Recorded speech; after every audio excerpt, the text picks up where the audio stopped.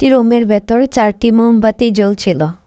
মোমবাতিগুলো একে অপরের সাথে তাদের নিজস্ব ভাষায় কথা বলা শুরু করলো।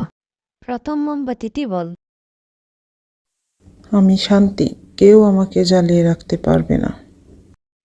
তারপর সেটি নিভে গেল। দ্বিতীয় মোমবাতিটি বলল, আমি বিশ্বাস, শান্তি যেহেতু নেই, তাই আমারও জ্বলতে থাকার কোনো প্রয়োজন দেখছি না। তাই আমিও এখন নিভে যাব। তৃতীয় মোমবাতিটি এবার মুখ খুলল। আমি ভালোবাসা, শান্তি এবং বিশ্বাস কেউ নেই, তাই আমারও বেশিক্ষণ জ্বলার মতো শক্তি নেই। মানুষেরা আমাকে গুরুত্ব না দিয়ে একপাশে সরিয়ে রাখত। শুধু তাই না, ওরা প্রিয় মানুষগুলোকে পর্যন্ত ভুলে যায়। কথা শেষ করে তৃতীয় মোমবাতিটিও নিভে গেল। কিছুক্ষণ পর রুমের মধ্যে একটি বাচ্চা প্রবেশ করল। 3টা নিভে যাওয়া মোমবাতি দেখে বাচ্চাটি প্রশ্ন ছুড়ে দিল, তোমরা জ্বলছ না কেন? তোমাদের পুরোপুরি শেষ না হওয়া পর্যন্ত জ্বলা উচিত ছিল।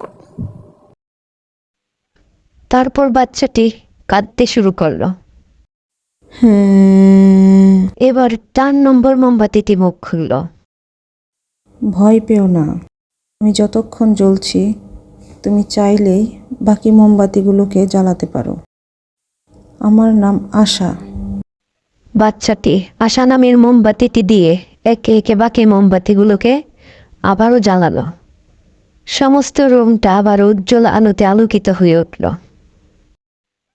গল্পটি থেকে আমরা শিক্ষা নিতে পারলাম, হাজারো হতাশা, দুঃখ আর সমস্যার অন্ধকারে ডুবে গিয়ে আশা নামের আলোটিকে কখনোই নিভতে দেওয়া উচিত নয়।